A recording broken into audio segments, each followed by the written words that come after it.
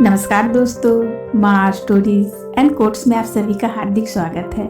आज मैं आपको माता लक्ष्मी की बहुत ही अद्भुत कथा सुनाने जा रही हूँ। इस कथा को आधा अधूरा छोड़कर न जाएं। माता लक्ष्मी की कृपा पाने के लिए इस कथा को पूरी सुने। एक बार धर्म और माता लक्ष्मी में बातों ही बातों में बहस होने लगी। धर्म बोला, मैं बड़ा हूँ, तो माता लक्ष्मी जी बोली, मैं बड़ी हूँ। अब दोनों अपने अपने को बड़ा बता रहे थे, लेकिन जब कोई सही निर्णय नहीं निकला तो दोनों देवराज इंद्र के पास गए। दोनों देवराज इंद्र के सामने जाकर बोले कि हमारा फैसला कीजिए। देवराज इंद्र ने कहा कि आखिर क्या बात है।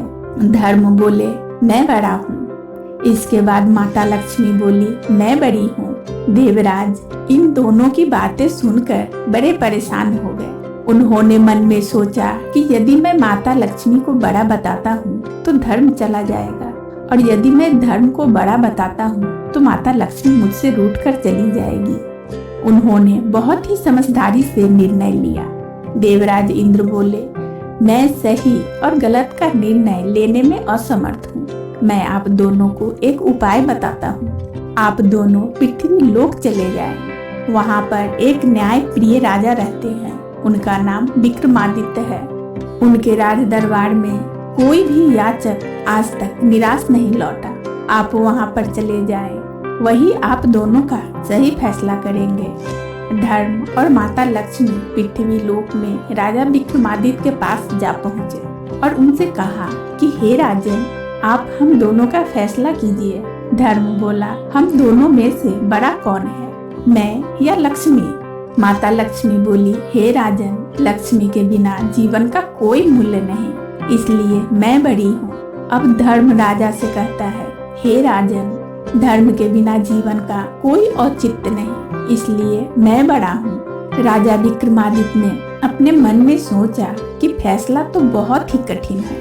यदि माता लक्ष्मी को बड़ा कहता हूँ तो धर्म चला जाएगा, और यदि धर्म चला गया तो सब कुछ बेकार हो जाएगा, और यदि धर्म को बड़ा कहा तो माता लक्ष्मी रूठ कर चली जाएंगी। बहुत सोच समझकर उन्होंने फैसला लिया और कहा कि धर्म बड़ा है। ऐसा कहते ही उसी समय वहां से माता लक्ष्मी चली गई। अब विक्रमादित्य के पास से धीरे धीरे सब कुछ चला गया। विक्रमादित्य धीरे धीरे कंगाल हो गए। विक्रमादित्य को खाने के लिए भोजन मिलना भी दुर्लभ हो गया था। अब राजा विक्रमादित्य ने अपनी तलवार उठाई और अपने घोड़े पर सवार होकर अपनी बहन से मिलने के लिए चल दिए। जब राजा अपनी बहन के घर के नजदीक पहुंचे तो उनकी बहन के सैनिकों ने सूचना दी कि आपके भाई आ रहे हैं। बहन ने पूछा, कैसे आ रहे हैं? उनके सैनिकों ने कहा कि वे फटे पुराने कपड़े में आ रहे हैं। बहन ने सैनिकों से कहा कि मेरे भाई को घोड़े के अस्तबल में ठहरा दो। सैनिक राजा विक्रमादित्य को अस्तबल में ले गए और उनके खाने के लिए सूखी रोटी दे दी। राजा समझ गए कि यह सब माता लक्ष्मी जी का खेल है, क्योंकि माता लक्ष्मी मुझसे रूठ गई है। राजा ने उस सूखी रोटी को जमीन में गड्ढा खोदकर गाड़ दिया और वहां से बिना बताए चले गए।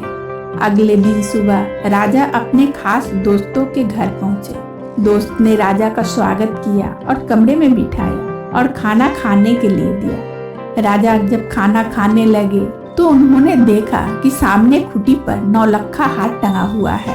जैसे जैसे राजा भोजन करते जा रहे थे वैसे वैसे खुटी भी नौलखा हार को निगल रही थी। राजा समझ गए कि यह सब माता लक्ष्मी के रूठने के कारण हो रहा है। जब राजा के दोस्त की पत्नी ने खुटी से हार गायब देखा तो उसने राजा पर चोरी का आरोप लगा दिया। राजा विक्रमादित्य ने अपनी सफाई में कुछ भी नहीं कहे, लेकिन राजा के दोस्त जानते थे कि विक्रमादित्य चोरी नहीं कर सकते हैं। अब विक्रमादित्य वहां से चल पड़े और दूसरे राज्य में पहुंच गए। चलते चलते इतना थक गए कि एक पेड़ के नीचे विश्राम करने लगे, और ठंडी ठंडी हवा के कारण राजा को नींद आ गई। उधर राजा के खजाने से चोर चोरी करके भाग रहे थे और राजा के सैनिक चोर का पीछा कर रहे थे। सैनिकों के डर के मारे चोर चोरी का धन उसी पेड़ के नीचे रखकर भाग गए। सैनिक पीछा करते हुए उसी पेड़ के पास पहुंचे और चोरी किया हुआ धन वहां पर रखा देखकर उन सैनिकों ने राजा विक्रमादित्य को चोर समझा और विक्रमादित्य को राजा के सामने पेश किया गया। राजा ने कहा कि इनके दोनों हाथ और पैर काटकर बीच चौराहे पर छोड़ दो। जो भी अपराधी के पास से गुजरे वह 4-5 जूते मारकर निकले। अब जो भी वहां से गुजरता राजा विक्रमादित्य को जूते मारकर निकलता। अगले दिन विक्रमादित्य घायल अवस्था में पड़े हुए थे कि तभी वहां से एक तेली जा रहा था। वह बहुत ही दयालु स्वभाव का था। वह विक्रमादित्य के पास रुका, परंतु उसने राजा को जूते नहीं मारे। विक्रमादित्य तेली से बोले कि भाई, मेरे ऊपर थोड़ा सा तेल लगा दो जिससे मुझे मक्खियां नहीं काटे। तेली बोला, एक तो मैंने तुम्हें जूते नहीं मारे और ऊपर से कह रहे हो कि थोड़ा सा तेल लगा दो। फिर उसने कुछ सोच समझकर राजा के घावों पर तेल लगा दिया और वहां से चला गया। उस दिन तेली के तेल खूब बिक्री हुई। वह बहुत खुश हुआ और अपने घर आकर अपनी पत्नी को सारी बात बताई। फिर तेली ने कहा कि अपने बाल बच्चे नहीं हैं, हम उस अपराधी को अपने घर ले आएंगे और उसकी सेवा करेंगे। तेली अगले दिन राजा के पास गया और कहने लगा कि हे राजन, मेरे कोई संतान नहीं है, इसलिए मैं उस अपराधी को अपने घर ले जाना चाहता हूँ। राजा को विक्रमादित्य की कोई जरूरत नहीं थी, तो राजा ने तेली से कहा कि ठीक है, तुम उसे अपने घर ले जा सकते हो। तेली विक्रमादित्य को अपने घर ले आया। अब दोनों पति पत्नी विक्रमादित्य को अपना बच्चा समझकर प्यार करते और उनकी सेवा करने लगे। तो उनके दिन धीरे धीरे अच्छे से गुजरने लगे। उस राज्य की राजा की एक बेटी थी। वह बहुत ही बुद्धिमान थी। वह रात को सबके सो जाने के बाद दीपक राख गाकर महल और शहरों के दिए को जलाती और फिर जब वह रात को दिए बुझा देती तो विक्रमादित्य फिर से दीपक राग गाकर उन बुझे हुए दिए को जला देते।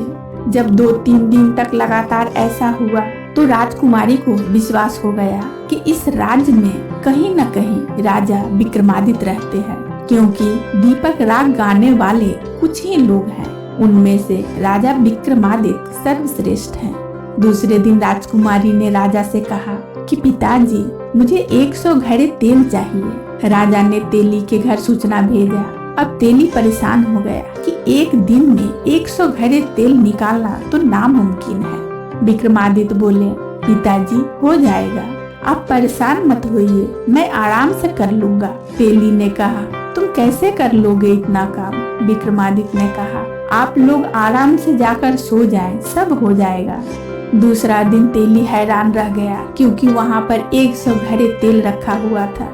100 घड़े तेल देखकर राजकुमारी आश्चर्यचकित रह गई। वह अपने पिता से बोली, पिताजी, सब जगह मेरे स्वयंवर की सूचना भिजवा दीजिए। राजन ने वैसा ही किया। इधर विक्रमादित्य कहा, पिताजी, स्वयंवर में मैं भी जाऊंगा। तो तेली ने कहा, बेटा, तुम्हारे न तो हाथ पैर है, न तुम चल फिर सकते हो, तुम अपंग हो, इसलिए तुम यहाँ पर रहो। लेकिन विक्रमादित्य नहीं माने। तब तेली ने विक्रमादित्य को स्नान कराकर नए कपड़े पहनाकर स्वयंवर में दूर बिठा दिया।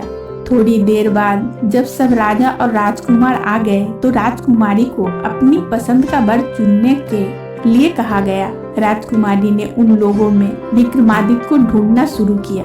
उन राजाओं में राजकुमारी को कोई भी विक्रमादित्य नहीं लगे। तभी राजकुमारी की नजर दूर बैठे अपंग व्यक्ति पर पड़ी। विक्रमादित्य के मुख का तेज समझकर राजकुमारी समझ गई कि यही राजा विक्रमादित्य है। बस फिर क्या, राजकुमारी बरमाला लेकर उनकी ओर आगे बढ़ने लगी और बरमाला विक्रमादित्य के गले में डाल दिया। यह देखकर सब राजा और राजकुमार आश्चर्यचकित हो गए कि राजकुमारी ने ऐसा क्यों किया। उन्होंने सोचा कि राजकुमारी की तबीयत शायद खराब होगी, इसलिए राजकुमारी को थोड़ी देर बिठाया और पानी पिलाया और फिर उसे बरमाला दी गई। वह दोबारा घूमती घूमती वहीं जा पहुंची और बरमाला विक्रमादित्य के गले में डाल दिया। अब तो लोग समझ चुके थे कि राजकुमारी जानबूझकर उनके गले में बरमाला डाल रही है। राजकुमारी के भाई व भाभी बोले, कोई बात नहीं, ये इस आदमी के साथ रहना चाहती है तो इसके साथ भेज दो। अब राजकुमारी को राजमहल से विदा कर दिया। राजकुमारी विक्रमादित्य के साथ उस तेली के घर पर रहने लगी। तेली और उसकी पत्नी सोचने लगी कि आखिर राजकुमारी उनके साथ कैसे रह पाएगी, लेकिन राजकुमारी बड़े ही प्रेम से उनके साथ मिलकर रहने लगी। एक दिन विक्रमादित्य राजकुमारी से बोले कि आज मेरा हिरण का मांस खाने का मन है, इसलिए आप जाकर अपने भाई से ताजा शिकार किए किसी हिरण का मांस लेकर आए। राजकुमारी का मन नहीं था कि वह अपने भाइयों से कुछ भी मांगे, लेकिन अपने पति की इच्छा का भी सम्मान करना चाहती थी, इसलिए मन मारकर वह अपने भाई के पास गई। जब उनकी भाभी ने उनके आने का कारण पूछा तो उसने बताया कि उसकी हिरण का मांस खाने की इच्छा है। उसने विक्रमादित्य की इच्छा को अपनी इच्छा बताई। वह नहीं चाहती थी कि कोई उसके पति के बारे में कुछ गलत कहे, लेकिन फिर भी उनकी भाभियों ने कहा कि हिरण के मांस खाने का इतना ही शौक था तो किसी अच्छे व्यक्ति को पति के रूप में चुनती। राजकुमारी उसकी यह बात सुनकर वापस आ गई। वापस आकर उसने सारी बात विक्रमादित्य को बताई। विक्रमादित्य ने कहा, कोई बात नहीं, आप उनसे मेरी तलवार और घोड़े मांग कर ले आओ। राजकुमारी जाने लगी तो विक्रमादित्य को याद आया। उन्होंने राजकुमारी को अपना एक रुमाल देते हुए कहा कि मेरी तलवार और घोड़ा कोई दिक्कत करे तो ये रुमाल उन्हें दिखा देना, वह चुपचाप तुम्हारे साथ आ जाएंगे। जब राजकुमारी वापस महल पहुंची तो उनकी भाभियों ने उनका फिर मजाक बनाया। राजकुमारी ने कहा, आज मैं मांस लेने नहीं बल्कि अपने पति की तलवार और उनका घोड़ा लेने आई हूँ। उनकी भाभियों ने कहा, ले जाओ, वैसे भी मरियल घोड़ा और तलवार हमारे किसी काम के नहीं। राजकुमारी तलवार व घोड़े लेने पहुंची तो तलवार इधर उधर लहराने लगा और घोड़ा जोर जोर से उछलने लगा। यह देखकर राजकुमारी ने विक्रमादित्य का दिया हुआ रुमाल, तलवार और घोड़े को दिखाया। दोनों शांत हो गए और राजकुमारी के साथ चल पड़े। उनको लेकर राजकुमारी विक्रमादित्य के पास आ गई। जब शाम होने वाली थी तब विक्रमादित्य ने राजकुमारी से कहा कि आप मुझे इस घोड़े के पीठ पर बिठा दो, आज मैं जंगल में शिकार खेलने जाऊंगा। राजकुमारी ने कहा कि आप घोड़े की सवारी कैसे करेंगे। इतना कह राजकुमारी तेली की मदद से विक्रमादित्य को घोड़े पर बिठा दिया। विक्रमादित्य गिरने लगे। यह देखकर राजकुमारी बहुत दुखी हुई। उसके आंख से आंसू आ गए। आंसू को छुपाने के लिए दूसरी ओर मुड़ी। तभी उन्हें लगा कि जैसे घोड़े की लगाम कोई उनके हाथ से खींच रहा है। राजकुमारी ने मुड़कर देखा तो वह आश्चर्यचकित हो गई। विक्रमादित्य बोले कि शिकार से लौटने के बाद वह सारी बात उसे बता देंगे। विक्रमादित्य जंगल गए और हिरण का शिकार किया और उनके कान और पूंछ काट लिए और शिकार को वहीं पर छोड़ दिया। थोड़ी देर बाद राजकुमारी के भाई वहां शिकार करने आए तो वहां कई हरिण के शव को देखकर बहुत खुश हुए और शिकारी को धन्यवाद दिया। उन्हें बिना मेहनत के ताजा शिकार मिल रहा था। उन्होंने शिकार उठाया और महल की ओर चल पड़े। थोड़ा चलने पर उन्हें प्यास लगी और वे लोग जलाशय की ओर चल पड़े। जलाशय के पास जाकर पानी पीने ही वाले थे कि एक आवाज आई। उन्होंने देखा कि एक योगी खड़े थे। राजकुमारी ने पूछा कि हमें जल पीने से क्यों रोका गया है। इस पर योगी बोले कि यहाँ पर मेरी आज्ञा के बिना कोई जल नहीं पी सकता। प्यास के मारे राजकुमारों का बुरा हाल था। योगी ने कहा, अगर तुम्हें पानी पीना है तो मेरी एक शर्त माननी पड़ेगी। पानी पीने से पहले तुम्हारे कुल्हे के ऊपर गर्म सिक्के से दगवाना पड़ेगा। प्यास से व्याकुल राजकुमारों को उनकी बात मानने के सिवाय कोई और चारा नहीं था, इसलिए उन्होंने दगवाने के लिए तैयार हो गए और योगी जी से दगवाने के बाद उन्होंने पानी पिया और घर की ओर चल पड़े। इधर विक्रमादित्य जो कि जोगी बने हुए थे अपने निवास स्थान पर आ गए। घर पहुंचते ही जिज्ञासा से भरे राजकुमारी, तेली और उनकी पत्नी उनकी चारों ओर इकट्ठे हो गए और बोले कि हे सूरवीर, तुम कौन हो। विक्रमादित्य बोले, हे धर्मपिता और धर्म माता, मैं राजा विक्रमादित्य हूँ। फिर राजा ने सारी घटना उनको कह सुनाई। तेली और उनकी पत्नी विक्रमादित्य के चरणों में गिर पड़े और बोले कि हमें माफ कर दीजिए। विक्रमादित्य बोले, इसमें तुम्हारा कोई दोष नहीं। अगले दिन विक्रमादित्य राजकुमारी को फिर महल में भेजा और कहा कि तुम्हारे भाइयों से शिकार मांग कर लाना और मना करे तो बोलना कि उन शिकारों को केवल दिखा दे। जब वह शिकार दिखा दे तो उनसे पूछना कि इनके कान और पूंछ कहाँ है। राजा विक्रमादित्य जंगल की सारी घटना राजकुमारी को बता दी। राजा विक्रमादित्य ने राजकुमारी को शिकार के कान और पूंछ दिए और कहा कि तुम्हारे भाइयों को यह दिखा देना और मेरे बारे में बता देना। राजकुमारी फिर अपने भाइयों के घर गई और भाइयों ने राजकुमारी को देखकर कहा, आज फिर मांस खाने की इच्छा है तुम्हारी? राजकुमारी बोली, नहीं। क्या भाइयों ने आज शिकार किया है? भाभियों ने कहा, हाँ। तो राजकुमारी ने कहा, मुझे दिखाओ। उन्होंने शिकार दिखाया। राजकुमारी ने कहा, उनके कान और पूंछ कहाँ हैं? अब उन्होंने देखा तो उनके कान और पूंछ नहीं थे। राजकुमारी वह कान और पूंछ का थैला उनके सामने खाली कर दिया और राजकुमारी बोली, यह शिकार इन्होंने नहीं किया। राजकुमारी ने अपनी भाभियों से कहा कि इनको पूछो कि पानी पीने के लिए इन्होंने कौन सी शर्त पूरी की है। राजकुमारी के कहने पर भाभियों ने उनके पति के कुल्हे को देखा तो दोनों कुल्हे गर्म सिक्के से गुदे हुए थे। राजकुमारी ने कहा कि वे योगी मेरे ही पति राजा विक्रमादित्य थे। उनके बाद उन सबको अपने मन में बहुत दुख हुआ। वह सभी राजकुमारी के साथ तेली के घर गए और उनसे माफी मांगने लगे। राजा विक्रमादित्य बोले, आप लोग शर्मिंदा न हो, आप लोगों का कोई कसूर नहीं है। इसके बाद राजा विक्रमादित्य उनसे विदा ली और अपने राज्य के लिए चल पड़े। वहां से चलने के बाद राजा अपने उसी दोस्त के घर पहुंचे। दोस्त ने अच्छे से स्वागत किया और खाना खिलाने लगे तो उसी कमरे में वही खुटी जो हार उगल रही थी। खाना ज्यों-ज्यों खत्म हुआ, हार भी पूरा वापस निकल चुका था। अब दोस्त की पत्नी राजा विक्रमादित्य से माफी मांगने लगी। राजा ने कहा, कोई बात नहीं, इसमें तुम्हारा कोई दोष नहीं।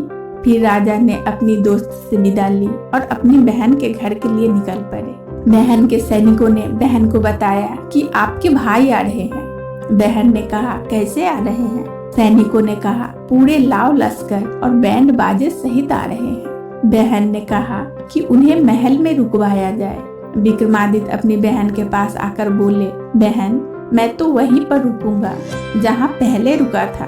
बहन ने कहा, भाई मुझे माफ कर दो, मुझसे बहुत बड़ी भूल हो गई थी। विक्रमादित्य बोले, इसमें तुम्हारी कोई गलती नहीं थी, तुमने अपना मर्यादा का पालन किया है। राजा विक्रमादित्य सबको घोड़े के अस्तबल में ले गए और वहां से वह सूखी हुई रोटी उस गड्ढे से बाहर निकाली। जैसे ही वह रोटी निकली, वहां पर माता लक्ष्मी प्रकट हो गई और राजा विक्रमादित्य को आशीर्वाद दिया, सदा खुश रहो, आज तुम्हारी जीत हुई। माता लक्ष्मी के आशीर्वाद से विक्रमादित्य के दोनों हाथ और पैर ठीक हो गए और धर्म की जीत हुई। इसके बाद राजा विक्रमादित्य अपनी रानी के साथ सकुशल अपने नगर आकर रहने लगे। कथा बोलते हुए कोई त्रुटि हुई हो तो क्षमा चाहती हूँ। कथा अच्छी लगी हो तो कमेंट बॉक्स में कमेंट करके जरूर बताइएगा। वीडियो को लाइक कर दीजिएगा और इसी तरह की कथा सुनने के लिए दोस्तों मेरे चैनल को सब्सक्राइब कर बेल आइकन को ऑन कर लीजिएगा और इसे ज्यादा से ज्यादा लोगों में शेयर कर दीजिएगा। दोस्तों बहुत बहुत धन्यवाद।